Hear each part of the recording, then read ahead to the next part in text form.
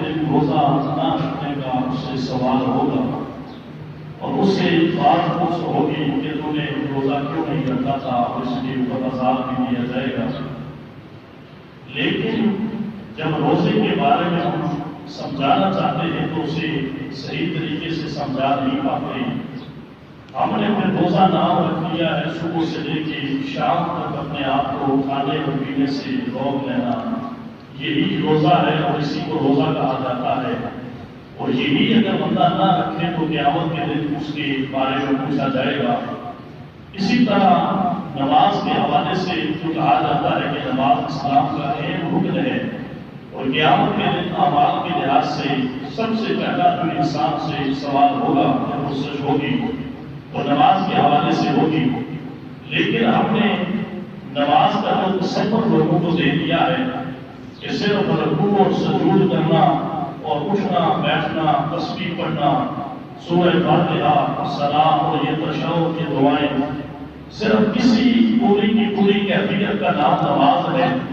اگر یہ بندہ پڑھے گا تو اس سے نماز کا سوال نہیں ہوگا، لیکن اگر بندہ وہ نماز چھوڑے گا تو قیامت کے دن اس سے نماز چھوڑنے کا سوال کیا جائے گا۔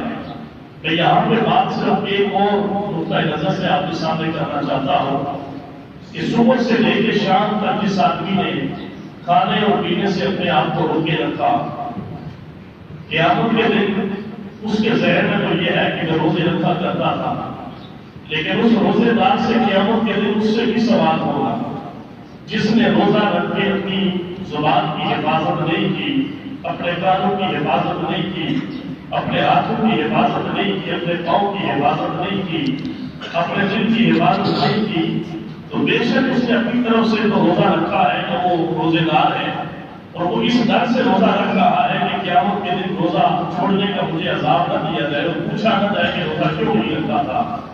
لیکن جو شخص روزہ رکھنے کے باوجود بھی اپنے جسمانی اعضاء کی حفاظت نہیں کرتا، وہ سن لے کہ قیامت کے دن اس سے بھی سوال ہوگا، اور ممکن ہے جس نے روزہ چھوڑا ہے اس سے زیادہ سختی کے ساتھ اس سے سوال ہو جس نے روزہ رکھنے کے باوجود بھی روزے کا جو حق تھا وہ پورا نہیں کیا اور روزے کو وہ عزت و تکریم نہیں دے سکا۔ اسی طرح ہمارے ذہن کے اندر یہ ہے کہ جو شخص نماز چھوڑتا ہے قیامت کے دن صرف نماز چھوڑنے پہ اس کو پوچھا جائے گا، اس کی سزا ہوگی۔ لیکن اکثر لوگ ایسے بھی ہیں کہ جو نماز پڑھتے ہیں بالکل وہ نماز کو ترک نہیں کرتے، لیکن قیامت کے دن اس سے بھی سوال کیا جائے گا۔ سوال صرف اتنا ہوگا کہ تو نماز پڑھتا تھا، لیکن نماز پڑھنے کے بعد جب نماز سے فارغ ہوتا تھا تو وہ اپنی زبان سے لوگوں کو تکلیف دیتا تھا، کانوں سے بے حیائی کی باتیں سنتا تھا، ان ہاتھوں سے ناجائز کام کرتا تھا، ان پاؤں سے چل کے جو برائی کی طرف جاتا تھا۔ سوال اتنا ہے کہ وہ نماز جو پڑھا کرتا تھا اس نماز کے پڑھنے کے بعد تو نے اس نماز کو قائم کیوں نہیں رکھا اور اس نماز کی حقیقت سے اس نماز کے مقصد کو کیوں نہیں پا سکا۔ اب ہم نمازیں اس لیے پڑھتے ہیں کہ قیامت کے دن ہم سے سوال نہ ہو کہ نماز کیوں نہیں پڑھی، لیکن نماز پڑھ کے بھی اگر سوال کے بغیر میں بندہ کھڑا ہو تو پھر اس سے بڑا علم نصیب کوئی نہیں ہوگا۔ ہم روزہ اس لیے رکھ رہے ہیں کہ قیامت کے دن ہم سے روزہ چھوڑنے کا سوال نہ ہو۔ اگر کوئی شخص روزہ رکھ کے بھی قیامت کے دن اللہ تبارک و تعالیٰ کی عدالت کے اندر کھڑا ہو اور عدالت خداوندی کے سامنے جواب دے ہو کہ تو نے روزہ تو رکھا تھا، لیکن روزے کا جو مقصد تھا، روزے کا جو مدعا تھا، روزہ جس لیے میں نے تیرے اوپر فرض کیا تھا تو اس فرض اور اس مقصد سے غافل کیوں رہا، بجائے اس لیے کہ روزہ رکھ کے تو روزے کی حقیقت کو پا کے روزے کے فیض سے شرابر ہوگا۔ تو نے روزے کی توہین کر کے روزے کے باوجود بھی تو نے ایسے اعمال کیے ہیں کہ جن کی وجہ سے روزے کا فیض ملنا تو دور کی بات ہے، تو نے روزے کی ایسی بے حرمتی کی ہے کہ آج قیامت کے دن میری بارگاہ کے اندر تجھے کھڑا ہو کہ ایک عمل کا تجھے ثواب دینا ہوگا۔ اب ہم لوگ اس دنیا کے اندر آباد ہیں، اس دنیا کے اندر رب کائنات نے ایسا نظام لگا کے رکھا ہے کہ ہم صرف یہ سمجھتے ہیں کہ ہماری زبان ایک ایسی چیز ہے کہ جو ہر چیز کے بارے میں بول سکتی ہے، گواہی دے سکتی ہے، بیان کر سکتی ہے، اظہار کر سکتی ہے، لیکن اللہ تبارک و تعالیٰ اس آیت کریمہ کے اندر یہ بیان فرماتے ہیں کہ ان السمع والبصر والفؤاد کل اولئک کان عنہ مسئولا۔ یہ مت سمجھ کہ میں نے یہ کام تجھے صرف عارضی طور پہ صرف سننے کے لیے اور دنیاوی لذت حاصل کرنے کے لیے دے کے رکھے ہیں، نہیں نہیں، ان السمع والبصر، یہ مت کمان کہ یہ آنکھیں میں نے صرف تیرے حوالے کر کے ہر چیز کا اختیار تجھے دے کے رکھا ہے، بلکہ یہ آنکھیں بھی ایسی ہیں کہ کان عنہ مسئولا، قیامت کے دن اس کے بارے میں بھی تجھ سے سوال کیا جائے گا۔ پھر یہ کہا کہ یہ دل جو میں نے تیرے سینے کے اندر لگا کے رکھا ہے، یہ مت سمجھ کہ یہ دل جو ہے فقط تیری خون کی سرکولیشن کے لیے، تیرے وجود کی ضرورت کے لیے میں نے رکھا ہے، بلکہ قیامت کے دن اس دل سے بھی تیرے بارے میں ہر ایک سوال کیا جائے گا کہ اے بندہ یہ بتا کہ دنیا کے اندر میں نے تجھے آنکھیں عطا کی تھی، میں نے تجھے دل عطا کیا تھا، میں نے تجھے زبان عطا کی تھی، میں نے تجھے ہاتھ عطا کیے تھے، میں نے تجھے پاؤں عطا کیے تھے، آج یہاں میں کھڑا ہو کے میری بارگاہ کے اندر یہ جواب دے کہ تو نے ان سارے اعضاء کا دنیا کے اندر رہتے ہوئے استعمال کیسا کیا۔ اب ہم لوگ اگر کوئی کہتے کہ فلاں بندہ صلاح کرتا ہے تو ہم بہت برا اسے سمجھتے ہیں، اسے ہاتھ ملانا، سوشل بائیکاٹ کر لینا، اسے مثال ختم کر لیتے ہیں۔ میرے بھائی، صلاح کرنا زیادہ بڑا گناہ ہے یا نماز کو ترک کرنا زیادہ بڑا گناہ ہے؟ نماز کو ترک کرنا زیادہ بڑا گناہ ہے، لیکن جو ہمارے دل و دماغ کے اندر ایک چیز بتا دی گئی ہے کہ صلاح کرنا بہت بڑا گناہ ہے، اس میں کوئی شک نہیں کہ گناہ کبیرہ ہے، لیکن نماز کو ترک کرنا یہ گناہ سے بڑا گناہ ہے۔ لیکن ہم بے نمازی کو اپنے ساتھ جو ہے وہ ہر لحاظ سے اسے برداشت کرتے ہیں، لیکن جس کے اندر دوسرا گناہ پایا جاتا ہے اس انسان کو ہم اپنی زندگی کے اندر برداشت نہیں کرنا چاہتے۔ یہی وجہ ہے کہ ہم صبح سے لے کے شام تک اپنے آپ کو کھانے اور پینے سے روکے رکھتے ہیں، اور ہم یہ کہتے ہیں کہ ہم نے روزہ رکھا ہے اور حالت روزے کے ساتھ ہم دن گزار رہے ہیں۔ میں نے بارہا عرض کیا ہے کہ روزے کا جو مقصد اور مدعا ہے وہ یہ ہے کہ رب کائنات انسان کو تقویٰ نصیب فرما دے۔ روزے کا مقصد کیا ہے؟ بندے کو کیا نصیب ہو جائے؟ تقویٰ نصیب ہو جائے۔ اب تقویٰ کس چیز کا نام ہے؟ بندہ اتنی زیادہ نمازیں پڑھے کہ ماتھے پر حجاب بن جائے کہ یہ تقویٰ ہے؟ بندہ اتنا زیادہ قرآن کریم کی تلاوت کرے کہ اس کی زبان پڑھ پڑھ کے قرآن خشک ہو جائے، کیا یہ تقویٰ ہے؟ کیا بندہ اتنے حج عمرے کرے کہ بس آتا اور جاتا ہی رہے، کیا یہ تقویٰ ہے؟ بندہ اتنے زیادہ روزے رکھے کہ سارے سال کے اندر جو ہے وہ حالت میں روزے کے اندر انسان دن گزار دے، کیا یہ تقوی کا نام ہے؟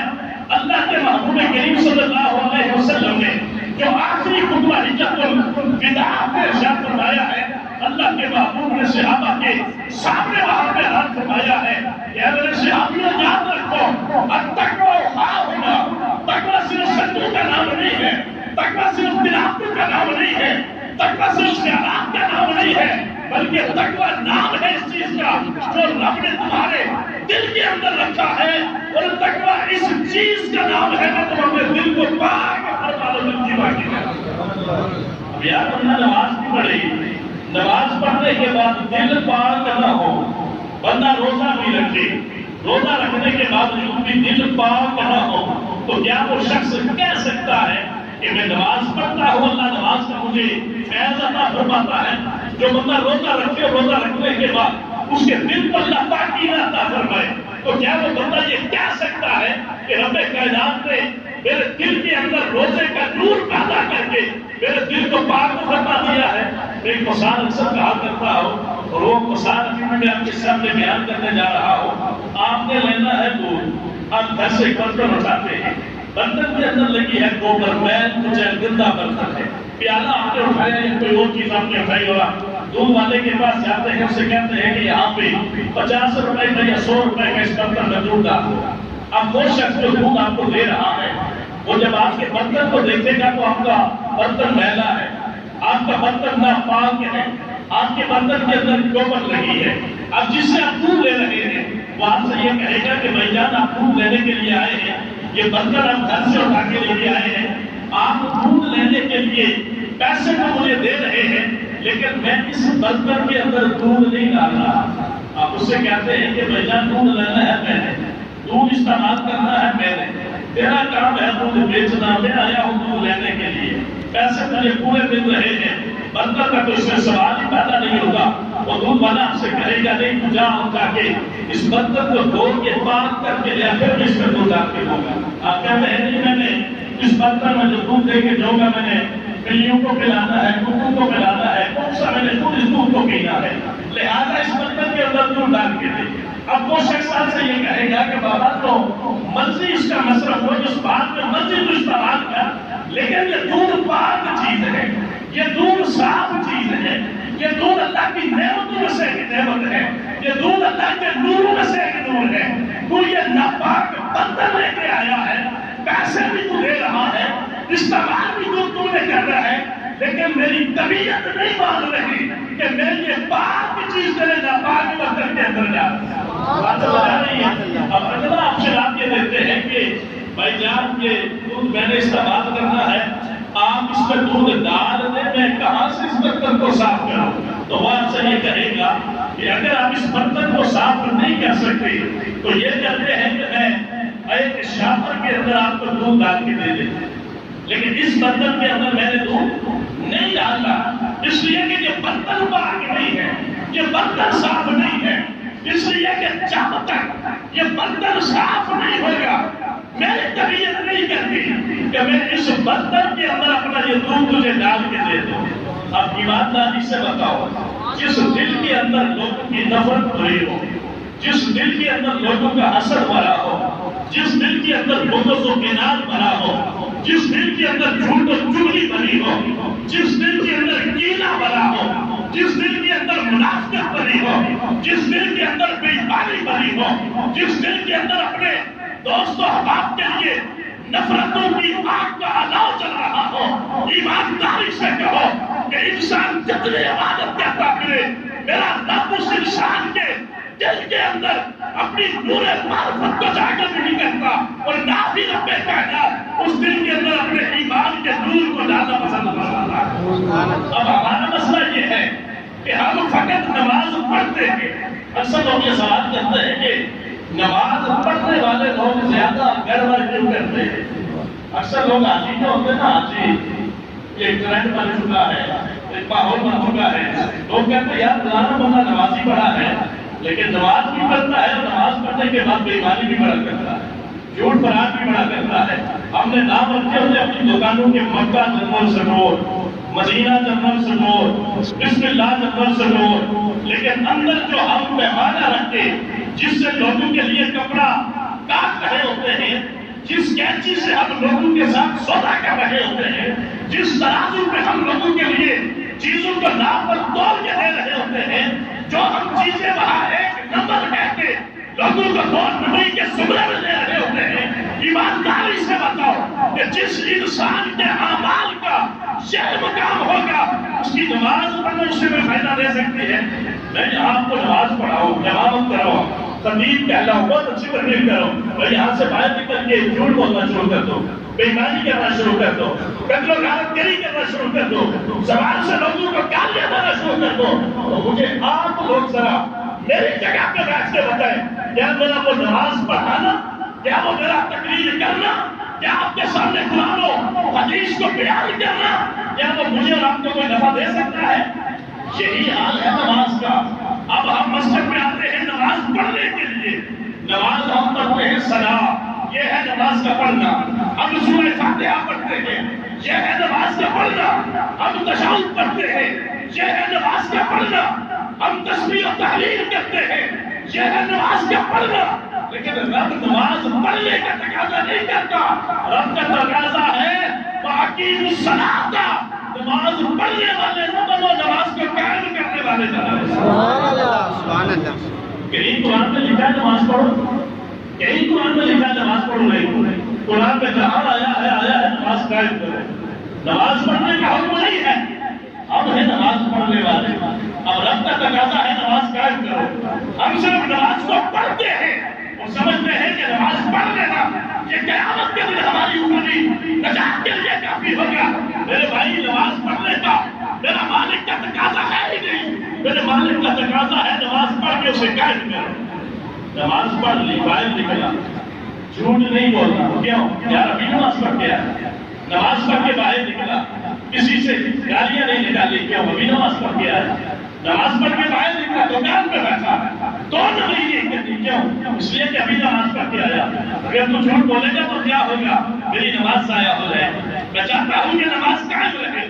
اگر میں بے حیائی کا کام کروں گا میری نماز ضائع ہو جائے گی. میں چاہتا ہوں کہ نماز پڑھ کے آیا ہوں, نماز کو قائم نہیں کر سکتا. اب یہاں میں اللہ تبارک و تعالیٰ روزے کا مقصد کیا بیان فرماتے ہیں کہ میں روزے دار تجھے تقویٰ نصیب ہو جائے. روزے کا مقصد کیا ہے؟ تجھے کیا نصیب ہو جائے؟ تقویٰ نصیب ہو جائے. اور تقویٰ کیا ہے؟ اللہ کے محبوب نے فرمایا التقویٰ ہا ہونا. التقویٰ ہا ہونا. میں مرضی جتنی آپ کے ساتھ تقریریں کرتا رہو, جتنی لمبی لمبی نمازیں پڑھتا رہو, جتنے مرضی آپ کے سامنے روزے رکھتا رہو, جتنا آپ کے سامنے باز و نصیحتیں کرتا رہو, جتنا آپ کے سامنے تبلیغ ہو, آپ کے سامنے قرآن پڑھتا رہو. اللہ کے محبوب نے فرمایا کہ اگر تقویٰ کو دیکھنا ہے تو انسان کے دل کو دیکھا کرو. اس لیے کہ تقویٰ کوئی ظاہر والی چیز نہیں ہے. تقویٰ وہ دل کی کیفیت ہے جو اللہ دل کے اندر پیدا فرماتا ہے. اب یہاں پہ میں ایک مثال آپ کے سامنے بیان کرنا چاہتا ہوں. یہ ہے ہماری مسجد. اس مسجد کے یہ سارے جو اس کے ونڈوز ہیں, کھڑکیاں ہیں, یہ بھی ہم دروازے کر دیتے ہیں کہ یہ بھی دروازہ ہے, وہ بھی دروازہ, وہ بھی, وہ سارے دروازے. ایک مسجد ہے, ایک مسجد کے 6 دروازے, یہ کھڑکیاں بھی ہم دروازے کر دیتے ہیں. اب قاری صاحب ہر روز مسجد کو بند کرتے ہیں, مسجد کی انتظامیہ مسجد کو بند کرتی ہے. آپ کا گھر ہے, گھر کے 6 دروازے ہیں, آپ کے 6 دروازے ہر روز رات کے وقت سونے سے پہلے ان دروازوں کو بند کرنا ہے. کیوں؟ اس لیے کہ دروازے بند کروں گا تو گھر میں چور نہیں آئے گا, میرا گھر محفوظ رہے گا, لٹنے کا خدشہ کم ہو جاتا ہے, مال کے ضائع ہونے کا خطرہ کم ہو جاتا ہے. دروازے کے 6 آپ نے 6 دروازے بند کر دیے, آپ کا گھر محفوظ ہو گیا. آپ کا جہاں میں بھی آپ کے دروازے ہیں, آپ نے دروازے بند کیے اس لیے سے کہ میرا گھر محفوظ ہو جائے. اب کوئی شخص ایسا ہے جو کہے کہ میں اپنے گھر کے 5 دروازے تو بند رکھتا ہوں لیکن ایک دروازہ نہیں بند کروں گا, کیا اس شخص کا گھر محفوظ رہ سکتا ہے؟ کیا اس شخص کا گھر محفوظ رہ سکتا ہے؟ جس شخص کے گھر میں 6 دروازے لگے ہوں اور وہ 6 دروازوں میں سے ایک کھلا چھوڑ دے اور باقی 5 دروازوں کو وہ بند کر کے رکھے اور کہے کہ میرا گھر محفوظ ہے, اس کا گھر محفوظ رہ سکتا ہے؟ جس گھر کے 6 دروازے ہوں, اگر اس گھر کو چور سے بچانا ہے, اس گھر کو لٹنے سے بچانا ہے تو میرے بھائی 5 دروازے بھی بند کر دے. اگر تو ایک دروازہ بھی کھلا چھوڑے گا تو تیرا گھر لٹنے سے محفوظ نہیں رہ سکتا, تیرا گھر لٹنے سے محفوظ نہیں رہ سکتا. امام محاسبی رحمۃ اللہ تعالیٰ علیہ فرماتے ہیں کہ لوگوں مسل القلب مسل بیت لہو ستۃ ابواب. آپ فرماتے ہیں کہ بندہ مومن کے دل کی مثال اس گھر کی طرح ہے جس کے 6 دروازے ہوتے ہیں. بات سمجھ آ رہی ہے؟ آپ فرماتے ہیں کہ بندہ مومن کے دل کی مثال اس گھر جیسی ہے جس گھر کے کتنے دروازے ہوتے ہیں؟ 6 دروازے. آپ فرماتے ہیں اللسان, پہلا دروازہ ہے زبان, والشم, دوسرا دروازہ ہے ناک, والبصر, تیسرا دروازہ ہے آنکھیں, والسمع, چوتھا دروازہ ہے کان, والیدان, 5واں دروازہ ہے ہاتھ, والرجلان, 6واں دروازہ ہے اس کے پاؤں. آپ فرماتے ہیں کہ تیرا دل دولت ایمان سے بھرا ہوا ہے, شیطان اسے لوٹنا چاہتا ہے. اگر تو دل کے اندر ایمان کی دولت کو بچانا چاہتا ہے تو اپنے ہر دروازے پہ پہلے داؤ کو بچانا ہوگا تاکہ کسی راستے سے شیطان تیرے دل میں بات نہ کر سکے. روزہ کیا کہتا ہے؟ آپ کی عبادت. میں عرض کر رہا تھا کہ کسی کو میں کیا بولتے یہ بندہ زنا کرنے والا ہے, اب کہیں گے استغفر اللہ, لیکن اللہ کے محبوب نے فرمایا کچھ لوگ وہ ہیں جو آنکھوں کا زنا کرتے ہیں, کچھ لوگ وہ ہیں جو زبان کا زنا کرتے ہیں, کچھ لوگ وہ ہیں جو کانوں کا زنا کرتے ہیں. اور اسی کے بارے میں اللہ نے قرآن کے اندر بیان فرمایا ہے ان السمع والبصر والفؤاد کل اولئک کان عنہ مسئولا. لوگوں یہ مت سمجھو کہ قیامت کے دن تم سے صرف نماز اور روزے کا پوچھا جائے گا. وہ اللہ کی نعمتیں ایک ایک اس کی شکل اللہ نے عطا فرمائی ہے، ساری نعمتوں کے بارے میں تم سے قیامت کے دن سوال پوچھا جائے سبحان اللہ۔ اب بندہ آنکھ کی حفاظت نہ کرے اور کہے میرا دل بچ جائے، یہ ہو ہی نہیں سکتا۔ اللہ کے محبوب نے فرمایا النظرۃ سہم من سہام ابلیس، لوگوں یہ آنکھ شیطان کے تیروں میں سے ایک تیر ہے، یہ آنکھ شیطان کے تیروں میں سے ایک تیر ہے۔ جب تم آنکھ سے بے حیائی کی چیز کو دیکھتے ہو، شیطان تیر کا وار چلاتا ہے اور اس آنکھ سے دیکھی ہوئی چیز کے ذریعے تمہارے دل پہ حملہ کر کے تمہارے دل کے اندر بدی کے خیال کو پیدا کروا دیتا ہے۔ اللہ کے محبوب نے فرمایا یہ کان، اسے ویسے نہ سمجھو، لیس من جارحۃ اشد ضررا علی العبد من سمعہ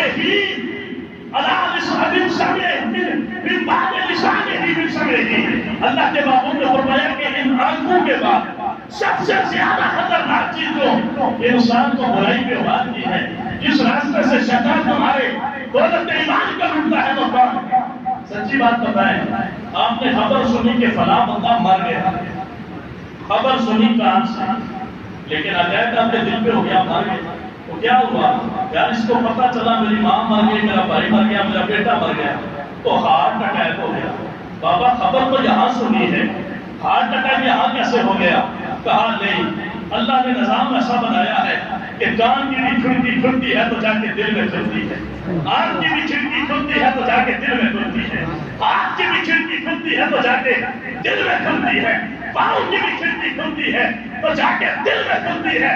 اللہ کے محبوب نے فرمایا اس کان کو کوئی اتنا غیر ضروری نہ سمجھو، تمہارے دل کو آباد کرنے کے اندر بھی تمہارے کان کے کام ہوتا ہے، اور تمہارے دل کو اجاڑنے کے اندر بھی تمہارے کان کا کام ہوتا ہے۔ آج کے نوجوان ہر وقت کان میں لگا کے میوزک سن رہا ہوتا ہے۔ میرے بھائی قیامت کے دن اگر میرے مالک نے پوچھ لیا کہ سنا اس کان کے ذریعے میرے دیے ہوئے دل کو ذکر کتنا سنایا کرتا تھا اور گانے کتنے سنایا کرتا تھا، گالیاں کتنی سنایا کرتا تھا اور اللہ کے قرآن کی تلاوت کتنی سنایا کرتا تھا، اللہ کے ذکر سے اس کان کو کتنا ادب کیا کرتا تھا اور دنیاوی باتوں کی نظر میں اس کان کو کتنا استعمال کرتا تھا۔ ہمیں کوئی ہے جواب دینے والا؟ ایک نوجوان آیا بابا جی سے کہتا ہے بابا جی آپ تو بڑا کرتے ہیں آنکھوں کی حفاظت کریں، لیکن ماحول ایسا ہے جدھر جائیں بے حیائی ہے، آنکھوں کی حفاظت کیسے کر سکے؟ تو بابا جی نے ایک گلاس میں دودھ ڈال کے دیا بھرا ہوا، کہا بیٹا پہلے یہ دودھ جا کے فلاں جگہ پہ ایک بندہ بیٹھا ہے، بازار کے اندر سے گزر کے دوسری نمبر پہ اسے دودھ دے کے ہاں دودھ خیال رکھنا گرے گا۔ پیچھے ایک اور بندے کو کھڑا کیا، جوتا ہاتھ میں لیا، کہا دودھ گرے اس کے سر میں جوتا مارتا۔ اب وہ دودھ کا گلاس لے کے چل پڑا، اشتغال دودھ کی طرف گلاس کی طرف، ایک ایک قدم پھونک پھونک کے رکھ رہا ہے۔ دوسرے کنارے پہ پہنچا، وہ بھی کوئی اللہ والا ہی کرتا تھا، اسے کہا فلاں بابے نے دودھ بھیجا ہے، کہا یار دودھ تو میں نے پی لیا ہے، میری ضرورت ختم ہو گئی، یہ دودھ واپس لے جا بابا جی کو دے۔ پھر وہ دودھ کا گلاس پکڑا ہوا بازار سے گزر رہا، بابا جی کے پاس آ کے دودھ رکھا۔ بابا جی نے پہلا سوال یہ کیا کہ بیٹا جس بازار سے گزرا ہے کیا دیکھا؟ کہا بابا جی دیکھتا کیا، ایک تو ڈر تھا پیچھے سے جوتا مارنے والے کا، دوسرا ڈر تھا کہ کہیں یہ دودھ نہ گر جائے، میرا دھیان تو سارا اس کی طرف رہا، بازار میں کیا تھا مجھے خبر ہی نہیں ہے۔ بابا جی نے کہا بیٹا اگر تو دودھ کے گلاس کی حفاظت مقصد بنا لے تو دنیا کی ہر چیز سے تیری آنکھیں بینا ہو جاتی ہیں، اور دل کے اندر جو اللہ نے دولت ایمان رکھی ہے، اگر تو اس دولت کو بچانا چاہے تو جس طرح دودھ کی حفاظت میں تو ہر چیز سے بے خبر گزر گیا، اسی طرح جو دولت ایمان کی حفاظت کرنا چاہتے ہیں رب ان کو بھی اسی طرح توفیق عطا فرما دیتا ہے۔ بات سمجھ آ رہی ہے؟ اور آخری بات یہ سمجھے کہ پورے رمضان المبارک کا آپ لوگوں کو میں تحفہ دینا چاہتا ہوں، کیا پتہ اگلے سال زندگی کسی کو ملتی ہے یا نہیں ملتی۔ کتنے لوگ تھے جو پچھلے سال یہاں پہ ہمارے ساتھ موجود تھے، آج وہ موجود نہیں تھے، کتنے ہمارے خود ایسے لوگ تھے جنہیں ہم خود جو ہے وہ اس دنیا کے اندر اگلے جہان کے اندر بھیج کے آئے ہیں۔ اس لیے یہ لمحات کے کیفیات اللہ بار بار نصیب نہیں فرماتا۔ لیلۃ القدر جو یہ رات ہے نا، میں ہمارا ایک دوست تھا وہاں پہ بڑا حساب کتاب کیا کرتا تھا، ہر بات میں جناب یہ کرنا، تو اس نے ایک دفعہ کیا کہ بندے کی عمر 60 سال، بندے کی عمر کتنی؟ 60 سال. کھاتا بھی ہے، پیتا بھی ہے، سوتا بھی ہے، آگے پیچھے صرف 5 وقت بندہ نماز پڑھے 60 سال کی عمر میں جب سے فرض ہوئی. ہر مہینے کے بندہ روزے رکھے تو اس نے حساب لگایا کہ اگر 60 سال بندے کی عمر ہو اور وہ بالکل جب سے نماز فرض ہوئی، جب سے روزے فرض ہوئے، سارے احکامات اگر بجا عمل کرے تو 60 سالوں کے اندر صرف 13 سال ہمارے ایسے بنتے ہیں جو ہماری عبادت کے لیے ٹائم بچتا ہے. بس 60 سال کی زندگی میں 13 سال ہمارے صرف عبادت میں ہے. اور اگلی بات سنیں کہ یہ دن کیسے ہے. اللہ نے فرمایا کہ وہ یہ نہ دے کہ 60 سالہ زندگی میں تجھے 13 سال مل رہے ہیں، میں تجھے رمضان دے رہا ہوں، رمضان میں ایک رات دے رہا ہوں، جس رات کو اگر تو عبادت کرے گا میں تجھے 83 سال کی عبادت کا ثواب عطا کروں. یہی نہیں، تھوڑا پیچھے ہے. بندہ پوری رات جاگے تو 83 سال، اور اگر بندہ اس رات میں ایک گھنٹہ جاگے تو ہمیں 2 سال کی عبادت کا ثواب عطا کروں. اور اگر 1 گھنٹہ بھی نہیں جاگ سکتا بندہ، اگر صرف 1 منٹ عبادت کر لے تو رب اسے 55 دنوں کا ثواب عطا فرماتا ہے. اور اگر بندہ 1 سیکنڈ عبادت کر لے رب اسے 22 گھنٹوں کا ثواب عطا فرماتا ہے. دیکھیں اللہ نے کتنا بڑا پیکج رکھا ہے، وہ بندہ کتنا بدبخت ہے جو معلوم رہتا ہے.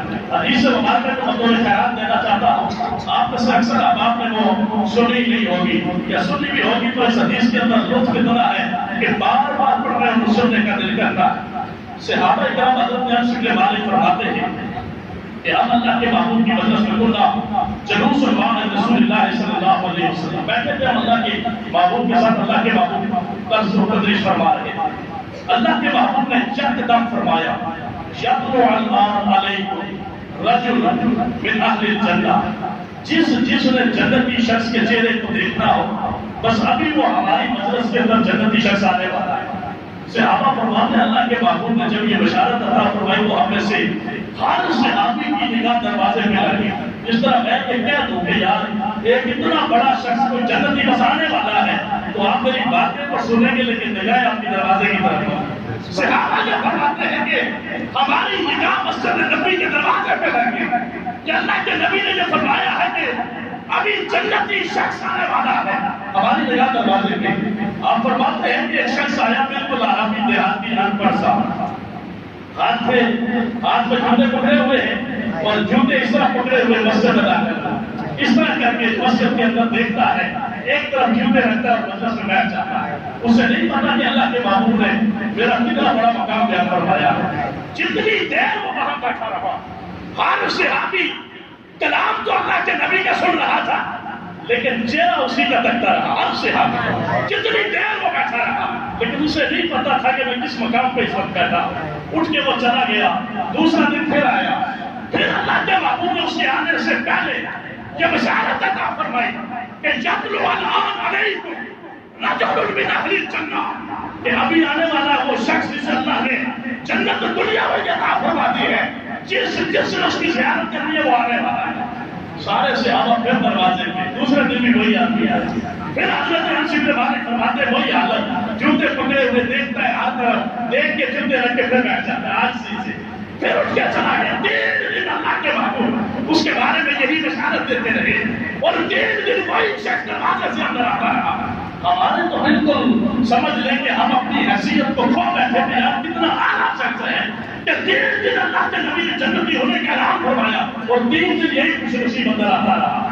حضرت عبداللہ ابن عمر کے بیٹے ہیں لیکن ایک حضرت عبداللہ ابن عمر ہے. حضرت عبداللہ ابن عمر فرماتے ہیں کہ تیسرے دن جب وہ اس کے باہر نکلا تو وہ ساتھ ہو گئے. ساتھ ہو کے کہنے لگے وہ اجنبی شخص تیرا نام تو میں نہیں پوچھنا چاہتا لیکن ایک کام ہے مجھے تجھ سے کہا گیا. کہا اگر تم پسند فرمائے تو میں تیرا مہمان بننا چاہتا. آپ نے جب یہ کہا تو وہ اجنبی کہنے لگا یہ تو میرے نصیب ہے، بسم اللہ آئیے میرے گھر میرے مہمان بنیے. عبداللہ ابن عمر کہتے ہیں ایک دن نہیں میں 3 دن اور 3 راتیں تیرا مہمان بننا چاہتا ہوں. اس نے کہا ساری زندگی بن جاؤ مجھے اس سے کوئی بات نہیں. عبداللہ ابن عمر اس کے گھر چلے گئے. آپ فرماتے ہیں جانے کا مقصد یہ تھا دیکھو تو صحیح یہ رات کو نفل کتنے پڑھتا ہے، تسبیحات کتنی کرتا ہے، ذکر و فکر کتنی کرتا ہے، قرآن کی تلاوت کتنی کرتا ہے، صدقہ و خیرات کتنی کرتا ہے، کتنا نیکی کا عمل کرتا ہے جس کی وجہ سے ہمارے دنیا کے اندر اسے جنتی ہونے کا مقام عطا فرما دیا ہے. آپ فرماتے رات کو میں عشاء کی نماز پڑھی، نماز پڑھ کے وہ بھی میرے کہا لیتے گئے بھی اکٹھے کہا کہ ایک ہی کمرے میں کہنے لگے وہ جوئی لیتا نماز پڑھ کے عشاء کی وہ سو گیا، لیکن میں سویا نہیں، میں اس طرح کا تھا کہ ابھی اٹھے گا وضو کر کے نفل شروع کرے گا کہ وہ جانا ہی ہے ساری رات بس اتنا تھا کہ جب پہلو بدلتا تھا تو اللہ اکبر کہتا تھا بس، اس کے علاوہ پوری رات اس کا کوئی عمل میں نے نہیں دیکھا۔ صبح کی اذانیں ہوئی، اٹھا وضو کیا، فجر کی نماز پڑھی میرے ساتھ، اب فرماتے ہیں سارا دن میں سائے کی طرح اس کے ساتھ چلتا رہا۔ دیکھو کون سی عبادت ہے یار اس کی بات تو جو ہم سے زیادہ عبادت کا، سارا دن کوئی زور پڑی اثر پڑی مغرب پیشاب کوئی ذکر نہیں، فالتو کوئی عبادت نہیں، فالتو کوئی صدقہ وغیرہ نہیں۔ عبداللہ ابن عمر فرماتے ہیں کہ 3 دن اور 3 راتیں میں وہاں پہ رہا لیکن کوئی مظاہر ایسا عمل نہیں دکھائی دیا۔ آپ فرماتے ہیں کہ مجھے لگ ایسے رہا تھا کہ میں تو اس سے زیادہ عبادت نہیں کرتا، میں تو اس سے زیادہ نوافل کرتا ہوں، میں تو اس سے زیادہ ذکر کرتا ہوں، میں تو اس سے زیادہ قرآن پڑھتا ہوں، میں تو اس سے زیادہ صدقہ وغیرہ کرتا ہوں، لیکن پھر بھی اللہ کے محبوب نے جس مجلس کے اندر میں بیٹھا تھا اسی مجلس کے اندر اللہ نے اسے جنتی ہونے کا مقام عطا فرمایا، میرے بارے میں کوئی اعلان بھی تک نہیں ہوا۔ آپ فرماتے ہیں کہ میں 3 دن اور 3 راتوں کے بعد اس کے کھڑا ہو گیا، میں نے کہا اجنبی شخص میں نے آج تک تیرا نام بھی نہیں پوچھا تو کون ہے، لیکن ایک بات مجھے بتا تو ایسا کون سا عمل کرتا ہے کہ جس کو تیرے رب نے اتنا پسند فرمایا کہ اپنے محبوب کی زبان کے ذریعے تیرے جنتی ہونے کا اعلان فرمایا۔ وہ کہنے لگا تم نے دیکھا نہیں کوئی عمل نہیں کرتا، نماز پڑھتا ہوں بس، کوئی فالتو عمل نہیں، صرف نماز پڑھتا ہوں اور اس کے علاوہ کوئی عمل میرا ایسا نہیں مجھے یاد ہو۔ عبداللہ ابن عمر فرماتے ہیں کہ 2 باتیں تھیں، ایک بات یہ تھی کہ اللہ کے نبی کی زبان سے خود میں نے سنا تھا کہ یہ جنتی ہے، اور ایک دن ہی 3 دن لگاتار سنتا رہا، اور اس کا عمل میں نے 3 دن اور 3 راتیں دیکھا، عمل دکھائی نہیں دے رہا لیکن جنتی ہونے کا ہی کام پکا ہے کہ اللہ کے نبی اس میں بہت عطا فرما دیا۔ ششبر میں تھا، ششبر حیران لوٹ رہا تھا واپس، اور میں جب آگے چلا گیا تو پیچھے سے آواز دی اور آواز دے کے کہا اے اللہ کے محبوب کی مجلس میں بیٹھنے والے واپس آ، واپس آ، تو نے مجھ سے سوال کیا ہے، میں نے بڑی غور و فکر کی، کوئی عبادت نظر نہیں آئی، لیکن اتنا ضرور ہے کہ میری زندگی 80 سال میری زندگی ہو چکی ہے، آج تک میں نے اپنے دل کو ناپاک نہیں ہونے دیا، اپنے دل کو لوگوں کی نفرت سے، لوگوں کے حسد سے، لوگوں کے کینے سے، لوگوں کے بغض سے، لوگوں کی دشمنی سے، لوگوں کی وہ خسارے سے، کسی بات سے بھی آج تک میں نے رب نے جس طرح کے دل مجھے پاک عطا کیا تھا میں نے آج تک اپنے دل کو اسی طرح پاک رکھا ہوا۔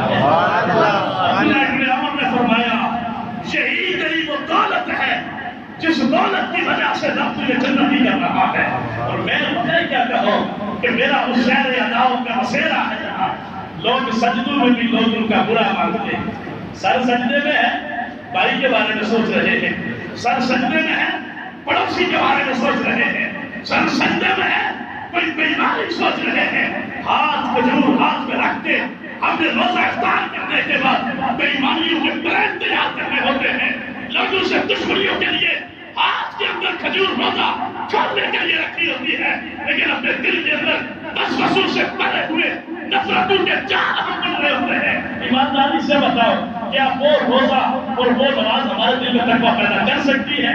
نہیں۔ اللہ کی بارگاہ میں دعا کرو کہ مالک ہمیں کوئی ایک ہی سجدہ ایسا عطا کر دے کہ جس سجدے سے میرے دل کی ساری ناپاکیاں نکل کے میرا دل پاک ہو جائے۔ مولا مجھے ایک ہی زندگی میں کوئی ایسا کلمہ عطا فرما دے، ذکر عطا فرما دے کہ میرے دل کو پاک کر کے میرے دل کو نور سے وہ معمول فرما دے۔ اللہ تبارک و تعالیٰ دل کی دنیا دیکھ کے انسان کے اعمال کا فیصلہ فرماتا ہے۔ انشاءاللہ نماز عید جو ہے حضرت صاحب کے حکم سے یہاں پہ 5 بجے ادا کی جائے گی۔ ہمارا یہ بڑا مسئلہ ہے کہ شیطان ابھی قید ہی ہوتا ہے، لیکن ہم شیطان کے رہا ہونے کی خوشی میں بازاروں کے اندر عید جو کیا ہو رہا ہوتی ہے 4 رات، ہم جناب ساری دنیا مسجدیں چھوڑ کے بازاروں کے اندر گھوم جاتے ہیں۔ اجرت لینے کی رات ہوتی ہے، تیار ہو کے چاند رات کو بھی بندہ اس نیت سے گزارتا ہے کہ رب کی بات سے اجرت لینے کا وقت ہے۔ شاید میں پورا مہینہ ایسا کام تو نہیں کر سکا، لیکن مالک شاید اپنی شان کے مطابق اجرت عطا فرما دے، اس لیے عید کی نماز سے پہلے تیار ہو کے باقاعدہ خوبصورت طریقے سے، یہ نہیں کہ اٹھا جناب منہ پہ چھینٹا مارا، اور جناب وہ کپڑے کتنے جتی کتنے گھر پورے جناب رونا پہ گیا جناب حضرت صاحب نماز کے لیے جا رہے ہیں، نہیں صبح فجر کی نماز پڑھیں، خوبصورت طریقے سے تلاوت کریں، تیاری کریں، والدین کی قبر ہے وہ اس میں حاضری دے، کوئی اپنے رشتہ دار ہے ان کی قبر میں حاضری دے، کثرت سے ذکر کریں، اللہ کی بارگاہ کے اندر توبہ اور استغفار کریں، تیار ہو کے خوشبو لگا کے گھر کے اندر کسی چیز پکوا کے اس پہ دعا مانگ کے خود کھا کے اللہ کے نبی کی سنت پوری کر کے آرام سے مسجد میں آئے۔ اس لیے 8 بجے وقت رکھا ہے، بھاگ دوڑ والی بات کوئی نہیں ہے، انشاءاللہ آگے پورا سال ہم نے یہی کام کر رہے ہیں، لیکن کم از کم عید تو بندہ سکون سے پڑھے۔ باقی دوسرا کل انشاءاللہ یہاں پہ ختم قرآن کی محفل ہوگی، یہاں پہ قرآن کریم جو پورا مہینہ سنا اور سنایا گیا اس کی محفل ہوگی، نماز تراویح کے بعد تمام ماں باپ کو اس میں شرکت کی دعوت دی جاتی ہے۔ ممکن ہے کوئی ایسا بندہ جو سارا سال قرآن سنتا رہے لیکن کل شاید کسی وجہ سے وہ محروم رہ جائے، لیکن شاید ایسا بھی کوئی ہو میرے جیسا کہ جو پورا مہینہ قرآن نہ سنا ہو لیکن آخری دن مجلس میں بیٹھ جائے، رب جب سب کا اعلان فرمائے تو اس کا نام بھی بخشے ہوئے لوگوں میں آ جائے۔ اس لیے تمام ماں باپ کا ضرور شرکت فرمائے، دعا فرمائے، اللہ ہم سب کے ایمان کی حفاظت فرمائے۔ زور سے آمین کہے کرنے والی بات نہیں ہے، دعا کرے اللہ ہم سب کو دین دنیا کی بھلائی نصیب فرمائے، اللہ ہمیں اسلام کی خیر فرمائے، مسلمانوں کی خیر فرمائے، پاکستان کی خیر فرمائے، سارے لوگ یہاں پہ جتنے بیٹھے ہیں اللہ جتنی مرادیں حاجتیں ضرورتیں لے کے آئے ہیں اللہ سب کی مرادیں حاجتیں ضرورتیں پوری فرمائے، بیماروں کو اللہ شفا عطا فرمائے، پھر خصوص دعا فرمائے اللہ بیت المقدس کو آزادی نصیب فرمائے، یہ یوم القدس کا حوالہ ہے، اللہ حرمین شریفین کی حفاظت فرمائے، اللہ ہم سب کو ایمان کی زندگی اور ایمان کی قوت عطا فرمائے۔ وآخر دعوانا الحمدللہ رب العالمین۔